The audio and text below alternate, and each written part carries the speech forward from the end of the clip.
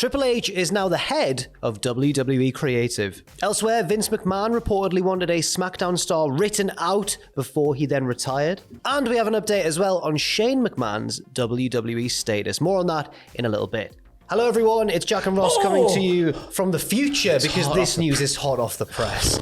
So the stories you'll see us do after this bit, we actually recorded earlier, but so we might say things like, first up, we've got this, but this is first up, this is the new first. How have you just touched that? It's so hot. So warm and hot off the press. WWE have released a statement, a lot of it reiterating what we already know, but then Ross, there's a certain new development that's very exciting. What the hell is it, Jack? WWE executive Paul Levesque will assume all responsibilities related to WWE's creative in addition to his regular duties. Now, for those the insiders among us, some people may know that Paul Levesque is actually Triple H. I thought you were going to go, he's actually the head of creative also. Yes. But yes, he is Paul Levesque, and he is the head of talent relations, and now he is the head of creative, which seems to me to be a lot for a man who almost died earlier this year. He had some those heart issues. I'm sure he's fine. Yes, but it does seem like a lot of, because he's gone from having nothing to do to now head of creative and, as you say, head of talent relations. Everything as well. to do. Yeah. He's got it all to do. And it also seems like a bit of a conflict of interests. What do you Because think? with the head of creative, you're the guy who's booking the show, but the head of talent relations, you're the guy people go to say, I'm not happy with my creative. Yeah. But if you're the head of creative, and then that... When they're saying this about Bruce EP when John Yeah. Laurinaitis got the boot. Oh, dear me. Well, we'll have to see I'm how sure that it's a pans out. convoluted mess that Triple H will work out. Why, Jack? Why? Why will he work it out? Because he's cerebral. He's cerebral, And he which thinks means... a lot. Yeah, he thinks more. There you go. What do you think this will mean? I'm quite optimistic because I enjoyed NXT for a good portion of its lifespan before it became 2.0, and that was Triple H. Yeah, one of the main things I think was you brought up, didn't you, on the 9 pitches for a Vince McMahon-less WWE On was Channel more long-term storytelling over moments. And if anything, if Triple H's NXT is anything to go by before he obviously took the break from work because of his health issues, it is that long-term storytelling is a thing that exists in his world. Yes, he's a big Ric Flair mark. He loves the NWA and all that. He loves the old school wrestling storytelling. Yeah. So we could say that in effect. It just must be weird, though, because he built up so many people who have now left. Could he make overtures to get your Garganos and people like that back in, people he knows very well? Oh, he's going to have to create some new stars. I know. Or try to anyway. Well, Wouldn't wanna be very him. interesting stuff indeed. Now we'll go back to the stuff we filmed before. But if we say things like, first of all, good morning and all that, just ignore that. Yeah. This was the big news. Back we are with news number 3, and we're starting off with a PW Torch report, which reveals that Vince McMahon decided a few weeks ago that a certain superstar, Ross, was to be written out of the program after rubbing people up the wrong way backstage. Yeah, well, I'll pass over to you. We're going off on this again. We have this world where Stone Cold Steve Austin and other WWE legends say, hey kid, if you don't believe in something, you got to stand up for yourself, you got to challenge the people in power, you got to do all that. But when people like Max Dupree, the former LA Knight, from NXT 2.0, does exactly that, once again, just like The Fiend, they are labeled as difficult to work with, and it's an absolute disgrace. I will read the following report from Fightful as well, who built upon this story from PW Torch originally. Fightful saying, we're told that Max Dupree was unbooked last minute and people associated with the segment weren't given real concrete information on his status as of now. McMahon had taken a particular interest in the Maximum Male Of course he did. Wow! Look at that meat. Maximum Male Model's angle, as it was all his idea. Marseille and Mansour were said to have been on board with the angle. That's Mace and Mansour, but in their new guises. But Eli Drake, which Fightful are calling him Eli Drake there 2 names ago. Hipster. Yes, had some reservations about things. Probably because he went from being an all-action hero in NXT to now a manager of a fashion line. Not just an all-action hero who captivated the Kavorka of the watching people who do watch NXT 2.0. Yeah. And he was the most popular thing on the show by a country mile. But also, he looks like a Greek god, and they made him a not wrestler to show off his Greek godness and put a big suit on him to cover up his Greek godness. Yes. Apparently, Vince came to the ring to produce the Maximum Male Model's debut segment, which is said to not happen often. I'm assuming this means the ring when the arena's empty, like when they're rehearsing beforehand. Yeah, he didn't sneak down there and no one saw. Vince had a distinct vision for how Max Dupree would sound and worked with him quite a bit on it, even saying he wanted the character to sound nothing like LA Knight. Well, first of all, why would you want the character to sound nothing like LA Knight? I know, because LA Knight was the most charismatic superstar since we saw The Rock in the WWE. I remember on the podcast, because the first time he really caught on with you, I think, was when he cut a promo backstage and walked all the way out as he was walking along. It was when he mentioned the chickadees and the Kavorka, and he got out of his car and walked through the backstage area, and he had his sunglasses on. I was like, this is just like watching The Rock arrive in 1999. It was amazing. Only better. No, yeah, but just a little bit, yeah. President one day, LA Knight. Fightful also said they asked around about Dupree and what had happened. One source indicating that he'd ruffled some feathers with a couple of scripts and had challenged what some of the writers had come up with. Another source indicated to Fightful that the best thing that could possibly have happened to Max Dupree was Vince retiring, because he does still have some supporters in WWE now that enjoy his work, hinting that the door wasn't closed and that the decision could be reversed. I mean, once again, as I said earlier, he's challenged some bollocks that he didn't agree with, and he's been labelled difficult to work with and Yeah. being punished for that, seemingly. It's weird, isn't it? It seems like from this and from the stories we heard about Bray Wyatt, the ones that Vince is more closely interested in are also the ones who run the risk most of him losing all interest and going, oh, shut up. Yeah, and Weird. the ones who don't ever answer back to him, which is strange. But we saw Triple H, obviously. He was the one who, I assume, had a big helping hand in bringing in Eli Drake into WWE back in the day. Yeah, I think that's when probably. he was still in charge. So the best possible situation for this is obviously Maxine Dupree, the former Oliver Cromwell, by the way. Sophia Cromwell. Sophia Cromwell. She's now Maxine Dupree Yeah. on SmackDown with Marseille and That's a Mansoor. rapid rise, that. She hasn't ever cut a promo on TV as far as I can remember. She's barely been, it feels like, in NXT. And She's now always she's done that on Come Tuesday's breast, and she calmed him down. calm down. Yeah, when he was that's all she's angry. done. But the best possible situation is for her to take the MMMs just off into the future, and for maybe LA Knight to come back. And then just say, that wasn't me. I'm the people's champion. I'm LA Knight. Yeah. Fair enough. Well, Meltzer has been saying on Wrestling Observer Radio that there could be changes to promos and commentary. In fact, that's expected in a post-Vince McMahon world.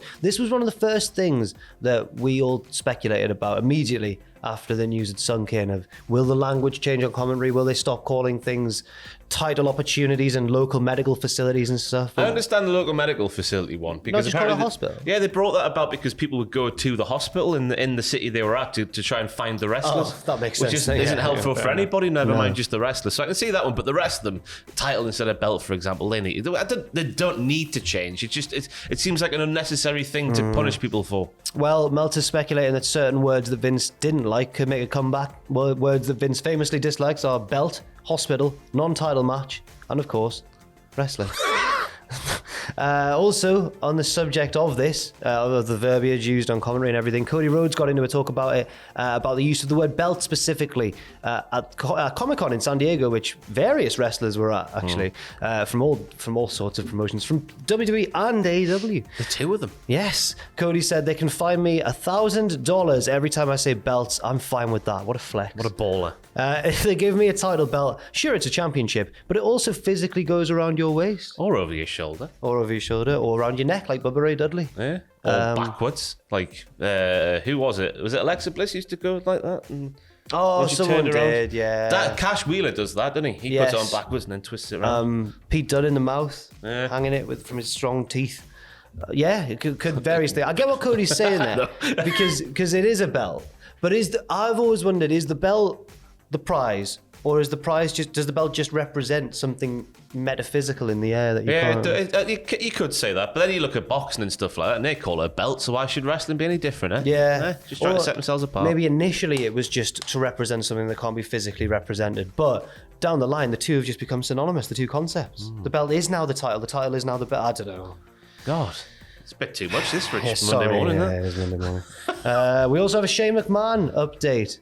Fightful is saying, as reported back in February, Shane McMahon was removed from his involvement in WWE after he attempted to make changes to the Royal Rumble match. What a story that was! Brock Lesnar, among others, took issues to the adjustments, and reports of Shane being unprofessional emerged. Beyond that, there was general chaos and confusion about his number and entrance. I remember this because there was rumours that he wanted to be number 1. And it actually came about that he was meant to be number 29, or was it? And then Orton was the guy after him, but Shane McMahon's music played, but Shane McMahon was meant to be after Randy Orton. And Orton was like, I'm not going out there. Get yourself out there. It was in St. Louis as well, Missouri. And Orton laughed a lot, apparently. Because imagine if Orton just had to sheepishly... Anyway, yes. In fact, you've just mentioned it. Shane McMahon's number, resulting in him actually going out when Randy Orton was meant to enter. Vince himself was said to have made the decision to part ways with his own son in a professional capacity in WWE. I don't think it's just professional. No. I think he disowned him. Deeply personal. Those close to Vince noted he went as far as to say Shane would never get another pop in this company. that line. That's about his own son as well. You just imagine him like Shane McMahon just sat sweating profusely in the corner and Vince like bending over like it's a pro wrestling promo. You will never No, Dad, no! I love the pops. I'm all about the pops. Also, apparently, that same source who said that said they fully believed that to be in the heat of the moment. They fully believed that to have been in the heat of the moment, and it wouldn't necessarily end up being the case. But his frustration with Shane, Vince's, was extreme but justified, and that Shane compromised Brock Lesnar's satisfaction with a match, then that was the end. That was the end of the line. Yeah. You can't be doing that. In the aftermath of Vince McMahon retiring, a lot of people who have worked closely near him have been far more willing to speak on situations like these, whatever that means. So I guess everyone would just keep their mouth shut if he blew up at his own son. Yeah. And said, you will never get another pop in this business. God, there's more to this, Jack. Shane's no. relationship with Stephanie It is went on to also page fractious. 2. No, As revealed by Wade Keller on PW Torch, comparing their recent history to the TV show Succession. The siblings hang out, they yell, they battle, and they double-cross each other. But they hang out, and they talk. And the impression I'm getting is that's not happening with Shane and Stephanie. Don't expect Shane to enter the picture here unless he just, goes rogue and just shows up at a show, which he will like do. Enzo Amore. Yeah, in Wow. the crowd with a wig on, popping up. Hey! Because I've made it clear over the past few years, I didn't enjoy Shane McMahon's involvement in WWE because it was clear that he was involved in his own creative. He was a And mark from Self Ross. He was, because back in the day when me and Jack were wee whippersnappers, Shane McMahon would come in, he would do something big, stupid, entertaining, he would lose, and he would go away and then come back and it do was the great. same thing, and it was fantastic. Then in 2016, for some reason, he'd done a few hours of MMA training, Muay Thai, whatever the hell it's called, and he's hanging with the likes of AJ Styles. He's making a mockery of Kevin Owens and Sami Zayn. It was a big Yeah. disconnect He's for me. holding his own with people in the ring that he Yeah. should never have held his own with. No, in not at all. normal singles matches, like the one with AJ Styles, which was a great match, but should he have held his own that long? Don't know. I saw echoes of this in Shane even before he came back, Do you remember, I think it was like 2009 when Randy Orton was on the Rampage and Shane came back to defend his family. Yeah. And I remember Shane McMahon battering Randy Orton. Oh, but not really. With little punches. scrappy and that. doos. And that was when I thought, something's changed with Shane. Yeah. Well, I wasn't watching at the time, but in hindsight, I could see then. Anyway, I've started watching Succession. Have you? It's a story of, it's like a Walt Disney sort of figure. He's like the head of a multimedia thing. So that's Vince. But he has some sort of like a stroke or something. They think he's going to die. All the rest of he's got 4 kids. And they're all like scrapping it out, trying to get power and stuff, but they're all backstabbing each other, making alliances. Do you know them by name yet? No, it's been. I watched the first few episodes like a month ago, so I've forgotten a lot of it. Let us know in the comments down below who from Succession who? is Shane and who is Stephanie. I know which one Shane and Stephanie are. There's a brother and sister from the same, because some of them have different mums, mams.